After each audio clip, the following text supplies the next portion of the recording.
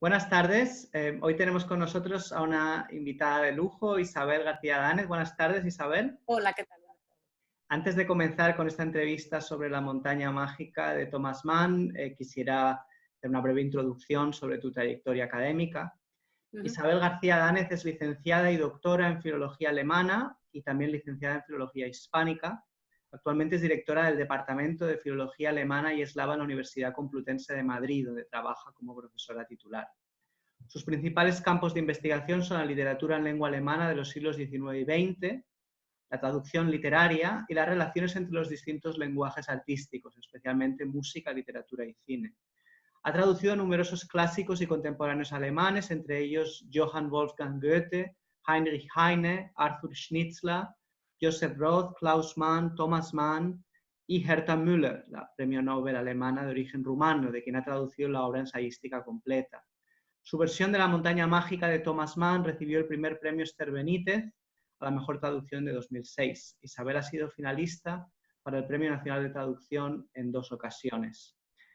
Como decía, buenas tardes, Isabel. Hoy vamos a hablar de un libro que tú conoces muy bien, La montaña mágica de Thomas Mann, esa novela sobre una estancia de 7 años del protagonista en un balneario sanatorio en Davos, en Suiza. Y para empezar la entrevista quería preguntarte por la inspiración de Thomas Mann a la hora de escribir esta obra. A mí me consta que él estuvo unas semanas visitando a su mujer durante una estancia en un sanatorio, no sé si también en Suiza o el sanatorio en el que está inspirado la obra, ¿no? Pero no sé si también había algún tipo de modelo literario que él siguiera o cómo se desarrolló, cómo surgió y cómo se desarrolló el proyecto. Sí, pues sí, bueno, muchas gracias por todo, que no he hablado, gracias por la entrevista también y por el interés. Bueno, en un principio la montaña mágica iba a ser el contrapunto o digamos la cara B de La muerte en Venecia, que se publicó en 1912 y tuvo mucho éxito. Entonces, sobre esta idea, tanto el autor Mann como su editor, Samuel Fischer, pensaron en una segunda obra de la extensión más o menos aproximada, pensemos que, y que luego se desbordó. Claro, La muerte en Venecia son 120 páginas o algo así, entonces la idea era hacer algo similar, con el tema también de esta pequeña sociedad cerrada, apartada del mundo normal, del trabajo, la rutina, etcétera, que en este caso, bueno, pues no sería por un lugar de veraneo, sino por un caso ya un poco más, un caso de enfermedad, no sería al nivel del mar, sino que sería en la alta montaña, y bueno, ahí también hay quien ve la alta montaña como la inversión del descenso a los infiernos, es decir, tendríamos en diferente ubicación, pero un poco también con esa idea de mundo cerrado y apartado del mundo normal y del mundo real, porque este era un tema que a Mann le interesaba especialmente. A esto se une la experiencia efectivamente familiar, real, de que Katia, su mujer, estuvo ingresada, tuvo una estancia precisamente por tuberculosis en un sanatorio en Suiza.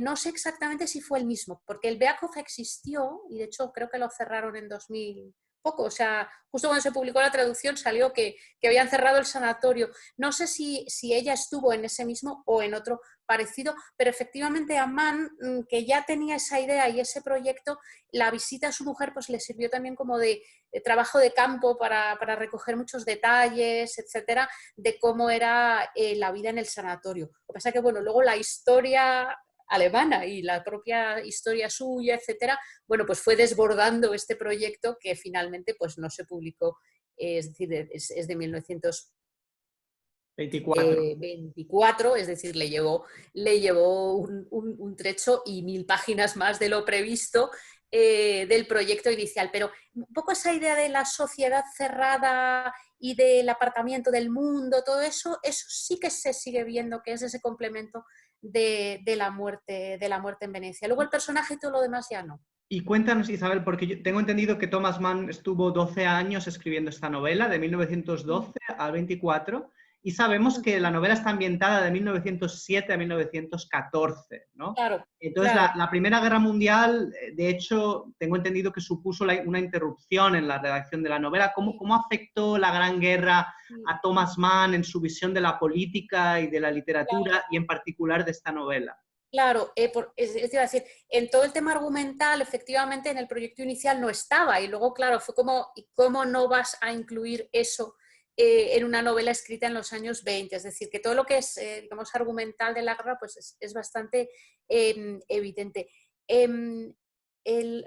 Mann cambia también a raíz de la Primera Guerra Mundial y a partir de la publicación de Las confesiones de una político, que es el ensayo digamos que interrumpió la tarea de redacción de La montaña mágica porque se puso a hacer eso, él cambia ahí un poco de idea y lo principal es que al inicio de la guerra o antes de empezar la guerra defiende la idea de que el artista debe mantenerse completamente al margen de la política, o sea, para él apolítico es un poco sinónimo de esteticista, digamos, ¿no? Él piensa que, bueno, su postura principalmente es esteticista, su problema es el arte y ahí el artista no tiene, digamos, vinculación con lo político, no solo en sentido de activismo, sino un poco incluso como trama, esa realidad política pues no debe formar parte de su temática o él no quiere que lo sea,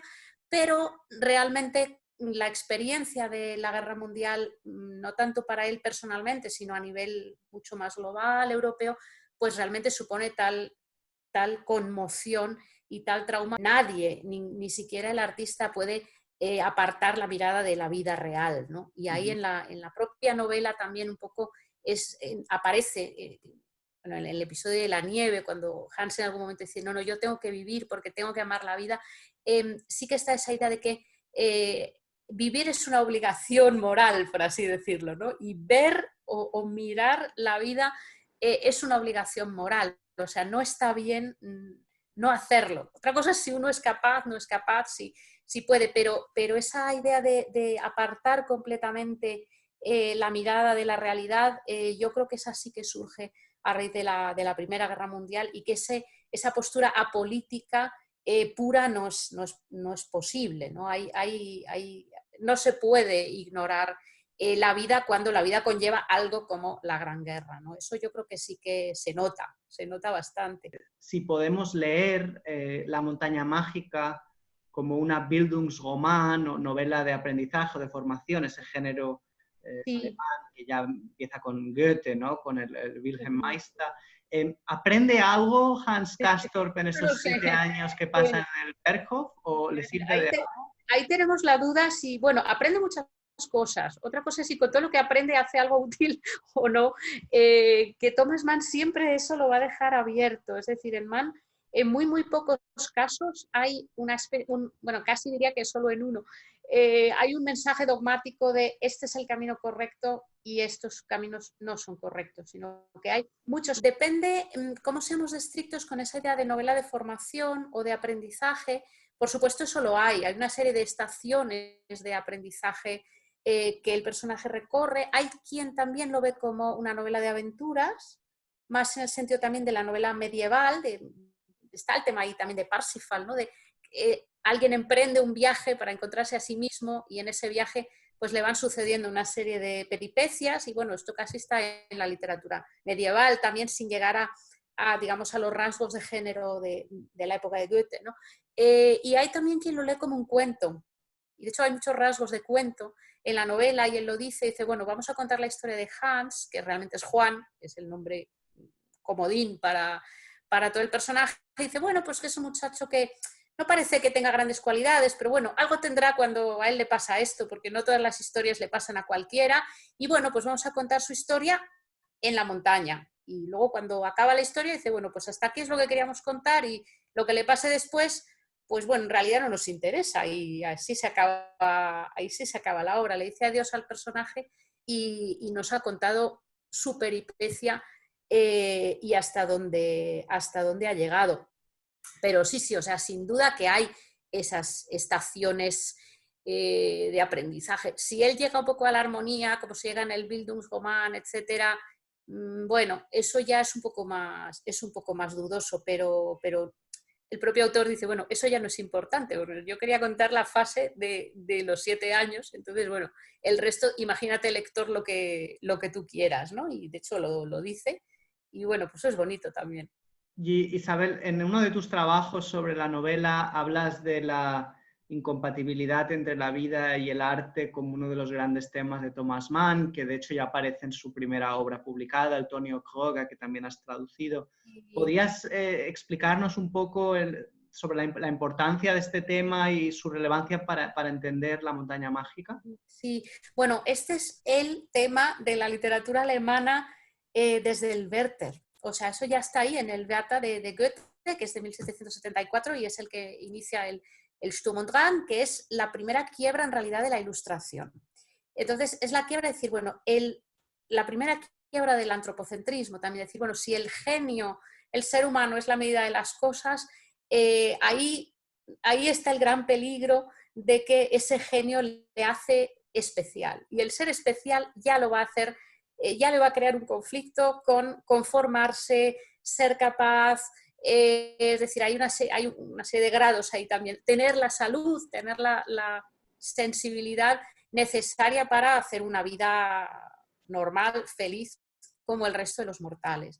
Es decir, que ese tema de que el que tiene una gran sensibilidad artística es incapaz de conformarse o de integrarse en la vida normal, en la vida del negocio, entre comillas, ¿no? Frente a la del ocio o la del arte, eso está ahí desde finales del 18, está muy presente en Hoffmann, por ejemplo, en el romanticismo, y es el tema de Thomas Mann. En realidad, el que tiene ese conflicto es el mismo, o sea, el que tiene esa hipersensibilidad que le hace incapaz de vivir salvo con la disciplina de la escritura, es él. Lo curioso es que sus personajes nunca son grandes genios, o sea, siempre tienen inclinaciones artísticas, pero son un poco mediocres. Lo que pasa es que él plantea ese tema ahí, del que tiene, también está a veces unido a la debilidad física, pero bueno, el que tiene esa tendencia o ese gusto por el arte, el que tiene una sensibilidad especial, no va a ser capaz de cumplir con su deber con la vida. Y ahí se mezcla mucho también el pensamiento protestante, es decir, es que cumplir con la vida es tu deber moral. Entonces es como un conflicto permanente de lo que son capaces, lo que es su deber y lo que es su vocación o su inclinación, ¿no? Entonces, digamos que sí que tiene muchas variantes ese conflicto, pero es su tema, o sea, en diversas tiradas de personajes, pero al que le pasaba eso era a él. Isabel, y cuando, ya que has mencionado el romanticismo alemán, cuando se habla de Thomas Mann como gran heredero del romanticismo alemán, ¿es por esto o también por su manejo de recursos literarios como la ironía? Es por las dos cosas, es decir, ese es el gran tema del romanticismo y él lo tiene, y luego junto con ese tema, efectivamente, en el romanticismo se ve precisamente por esta dificultad de que el genio está en conflicto, de que es imposible mencionar también, o no es, digamos, no es inteligente, no es realista formular un conflicto, formular una hipótesis de una manera dogmática y que no se pueda poner en duda. Entonces, en el propio, por un lado, los personajes de Mann y también los románticos están en situación de ironía o están distanciados con respecto al lector. O sea, el lector los ve con su genialidad y con sus dificultades y con sus problemas y con su ridiculez a veces también. Es decir, ellos, para empezar, están siempre en situación de ironía con respecto al lector, y luego lo que también empieza a ser un recurso del romanticismo es esa idea también de que toda tesis se puede poner en tela de juicio. O sea, todo elemento tiene de alguna forma su contrario, o tiene su polo opuesto, o tiene su otra vuelta. Entonces, Mann juega mucho con todo esto. Es decir, yo planteo el tema de la dificultad del arte, pero es un tema que no tiene solución, porque mis personajes todos tienen esos problemas y ninguno en el fondo acaba con una solución satisfactoria para él, ¿no? Sino que de lo que se trata es de plantear siempre el conflicto y esa especie de tensión en la que el propio lector bueno, pues tiene un poco todos los hilos en la mano, pero tampoco le dicen exactamente, bueno, esta es la solución, porque justo eso desharía todo. Ese es el problema, que no hay una solución de bloque dogmática, ¿no? Entonces, eso sí que nace del propio, casi es la otra cara de la ilustración, esa es la primera quiebra de la ilustración y eso está en el Stumonhan y claro, se extiende y se va haciendo cada vez más complejo hasta un poco culminar en Mann, pero sí son hilitos de los que digamos que si se tira, pues se remonta uno prácticamente a ese prerromanticismo alemán o europeo quizá también y que Mann conocía muy bien, ¿no? Y conocía muy bien, exacto, esos, esos pequeños recursos de distanciamiento, digamos, ¿no? O sea, la ironía a veces siempre pensamos como algo cómico y no necesariamente es cómico, a veces sí lo es, pero muchas veces es también esa distancia con respecto al personaje, que el personaje está encantado, el Tonio Kroeg al final parece que ha llegado a la armonía y tal, y el lector que lo ve y dice, ay madre, este no va a llegar a ningún sitio, ¿no? Entonces, con Castor parece lo mismo, ¿no? Aunque dentro de la novela parece que se cierren las cosas, pero claro, dentro de la novela los personajes están en su mundo cerrado. La novela hay que verla desde el lector. Entonces, claro, ahí ya está otra vez el conflicto. Y Isabel, otra pregunta. En los manuales de literatura ingleses a menudo se clasifica a Thomas Mann bajo la categoría de modernist, que sería como las vanguardias, ¿no? Modernist, Sí. modernist es T.S. Eliot, Joyce, etc. Pero yo tengo un poco la duda, porque leyendo a Thomas Mann, al menos de entrada, en algunas cosas me recuerda más a un escritor del siglo XIX Total, sí. que a un escritor tipo Kafka ahí, muy Sí, vanguardista, rompedor. Entonces, te quería preguntar, no quiero tampoco aquí hacer competiciones entre escritores, no. pero ¿es Kafka más moderno que Thomas Mann? Bueno, eso no sé hasta qué punto quizás es un poco un tema de, o sea, un problema de la periodización, o sea, como de las etiquetas que se les pone que se les pone a los periodos y que es un poco difícil. Yo doy clase de arte y claro, en arte se habla de expresionismo y el expresionismo empieza en 1900 y acaba en 1933 y hay un montón de escuelas diferentes porque ahí en el fondo expresionismo significa modernismo, o sea, época moderna o significa esteticismo. Entonces, bueno, yo creo que no hay, o sea, hay que tener un poco de cuidado a veces con cómo se ponen las etiquetas o cómo se traduce o que no significan exactamente lo mismo en un país y en otro, ¿no? O en una cultura, digamos, en un espacio cultural o en otro. Kafka tiene mucho los mismos temas de la incompatibilidad de la vida y el arte, unido al tema Praga, Imperio Austrohúngaro, etcétera. O sea, en el fondo también tiene ese tema.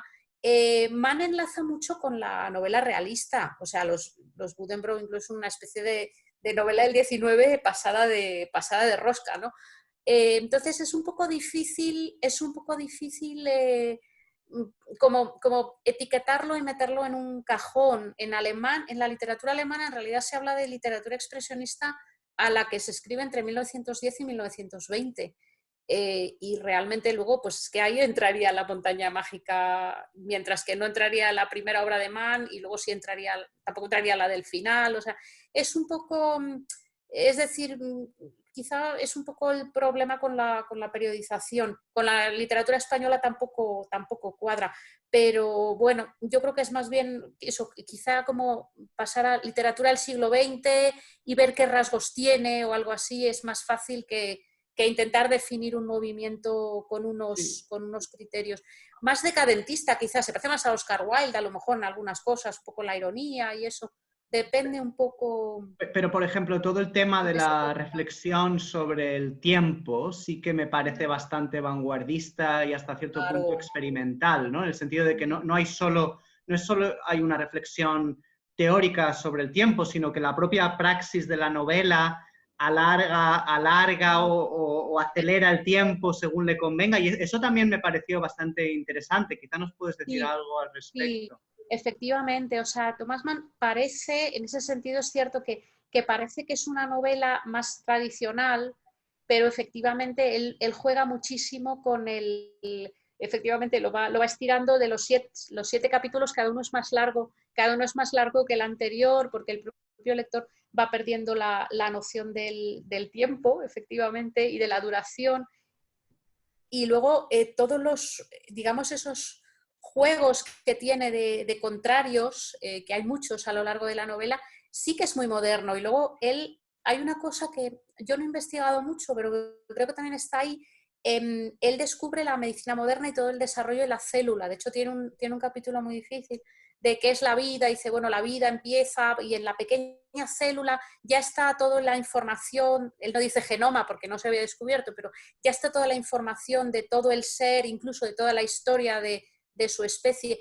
Y eso en la novela está, en las 2 primeras páginas, está toda la información genética de la novela entera. Entonces, la idea que él habla de la célula, donde en la célula ya está toda la información del ser que se va a desarrollar, incluso de toda su especie y de toda la historia de su especie, pues es que eso está en su obra. Él escribe así. ¿Hasta dónde eso es consciente? ¿Lo hace aposta y demás? Pues no lo sé, pero eso está. Entonces es que es un poco difícil, a veces a mí me cuesta eso en tradiciones, como encontrar líneas puras. O sea, a veces en eso pues quizá es más moderno que los autores que algunos autores de los años 20. Thomas Mann es muy musical, no solo de la música, ahora saldrá. Déjame que te pregunte. Había mucha música y eso en música también se da. Del motivo musical del inicio se hace la sinfonía entera, o sea, de alguna forma, pues eso también está ahí y eso es muy moderno, o sea, eso pues Sí. no lo parece, pero sí que es muy moderno. Tienes una frase muy bonita en un artículo tuyo en alemán sobre la montaña mágica que dices, Musik ist Kunst der Zeit oder Kunst in der Zeit, ¿no? O sea, que la música es el arte del tiempo o arte en el tiempo, ¿no? Claro. Quizá podemos conectar este tema del tiempo con el interés por la música de Thomas Mann, que aparece sobre todo en uno de los capítulos finales cuando compran el gramófono y están ahí todos los residentes del Berghof entusiasmados escuchando esos discos.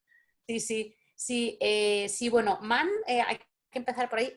Mann tocaba el violín muy bien, sabía muchísimo de técnicas de composición y él escribe con técnicas musicales muchas veces, ¿no? No solo lo de repeticiones, leitmotive, con esa idea de que de una célula chiquitita luego la va desarrollando, es decir, él eso lo conocía muy bien y en los pasajes en los que analiza obras musicales o algo así, o sea, se nota que sabía muchísimo, o sea, que realmente lo entendía, lo comprendía. Lo de que la música es un arte en el tiempo, eso lo dicen los propios músicos, es decir, eso siempre que se habla de música, claro, porque la música no existe, es decir, la partitura todavía no es la música existe cuando empieza a sonar y ese sonido se desarrolla en el tiempo, es decir, la música es un arte temporal y es un arte, digamos, temporal lineal, no es como la pintura que es estática, es decir, y la música pasa, transcurre y transcurrió, es decir, frente a la pintura, etcétera, la música es arte en el tiempo y es un arte temporal.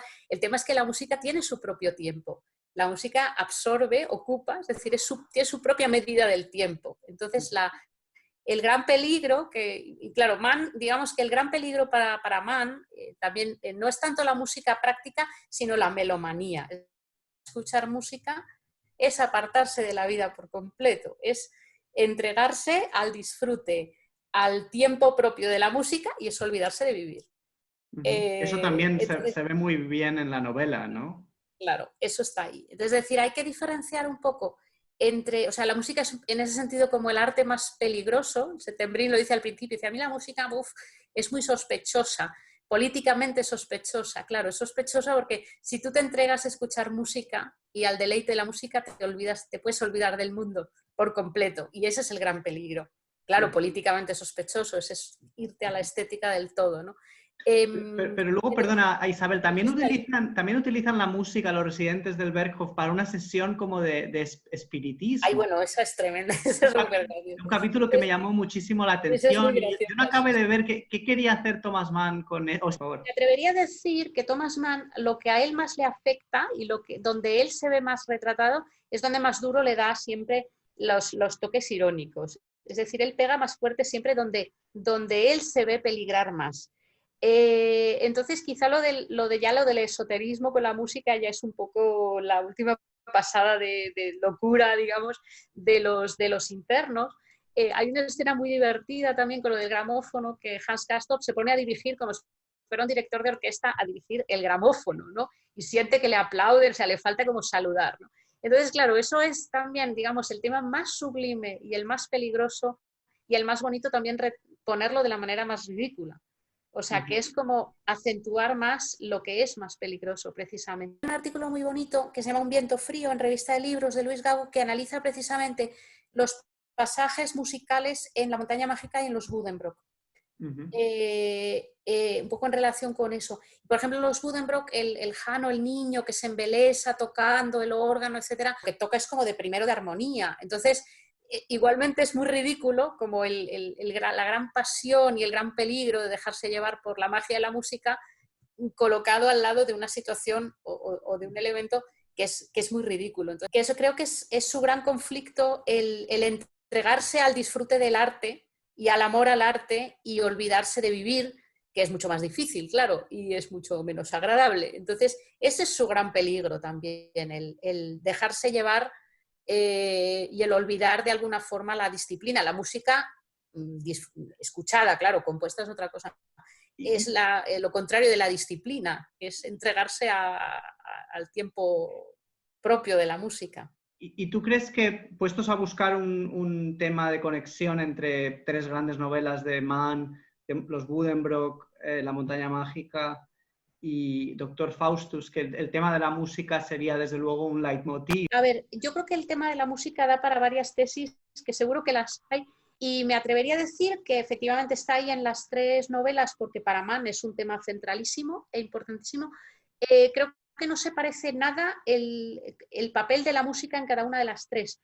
En Mann, o sea, perdón, en La montaña mágica, la música creo, o sea, la música en el sentido de representada por el gramófono, lo que escucha el personaje, etcétera, es la última aventura, es el último peligro al que se ve expuesto el personaje, que solamente escucha, no es músico, no tiene ninguna aptitud, es melómano.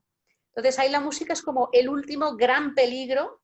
La música ahí, que es más bien melomanía, digamos, o la música representa el último abismo y el siguiente abismo es la guerra. Es decir, que ahí, digamos que la música, o sea, para el personaje la música es algo que él va a disfrutar, no es algo donde él tiene ninguna posibilidad de tener un papel activo. El Doctor Faustus, que es la novela menos dialéctica o menos hermética de Mann, en el Doctor Faustus está clarísimo el mal, el peligro y el enemigo es el nazismo. Y el demonio es el nazismo y ahí no hay ninguna ambigüedad.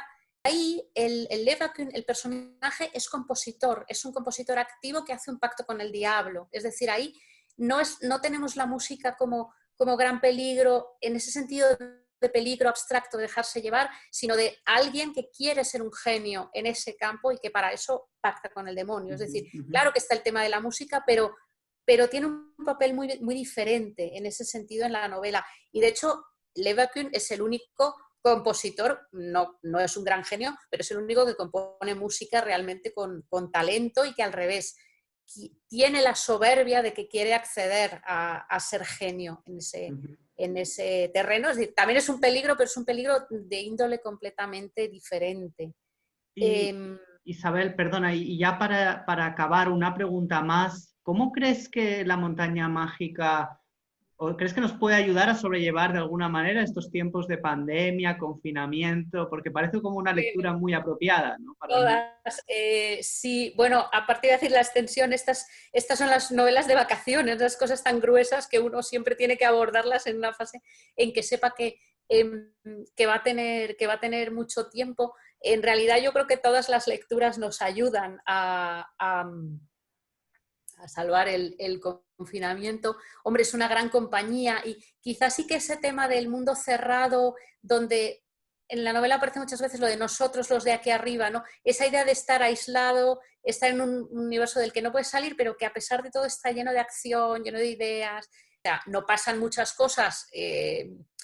No es una novela... de aventuras. pero muchos la leen como novela de aventuras. Otra cosa es que son aventuras que suceden tumbado en una tumbona envuelto en una manta, pero también tumbado en una tumbona envuelto en una manta te pueden suceder muchas cosas, ¿no? Entonces, en ese sentido sí que, claro, es una buena novela de confinamiento, pero vamos, habría muchísimas más, ¿no? Muy bien, pues Isabel, muchísimas gracias por estas claves de lectura tan útiles y ya tendremos otras conversaciones para seguir hablando sobre literatura alemana. Oye, Muchísimas gracias.